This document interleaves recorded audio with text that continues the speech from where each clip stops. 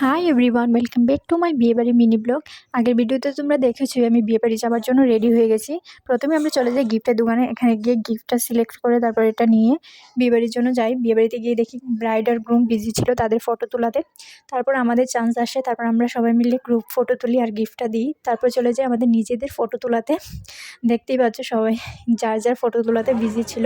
তারপর আমিও নিজের ভিডিও ফটোগুলো তুলে নিয়েছিলাম। তারপর চলে যাই স্টার্টারে কী ছিল সেটা দেখতে। সেখানে গিয়ে দেখি স্টার্টারে ছিল চিকেন পাকোড়া আর কফি।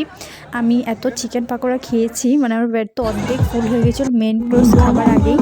আর কফি খেয়েছি দুবারের মতো।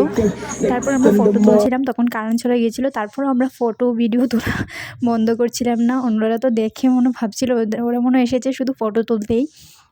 তারপরে ছোটো পুচকিটাকে আমার এত ভালো লাগছিলো, ওকে কিছুটা রেকর্ড করে নিই। তারপর আমরা বসে ভিডিও করছিলাম আর গল্প করছিলাম। অন্যদিকে শুরু হয়ে গেছিলো নাচানাচি, ব্রাইড গ্রুম ডান্স করছিল এবং অন্যরাও করছিল। তারপর আমাদের বন্ধুরাও চলে যায় নাচানাচি করতে, তাদের অনেকক্ষণ নাচ দেখে ভিডিও করে। তারপর রাত্র হয়ে যাচ্ছিলো বলে আমরা চলে যাই খাবার খেতে। খাবারে কী কী ছিল সেগুলোর ভিডিও আমি করিনি, কারণ অনেক মানুষ ছিল, আমার একটা লজ্জা লাগছিলো। তারপর খাবার খেয়ে এসে আমি একটু নিজের ভিডিও করেছিলাম।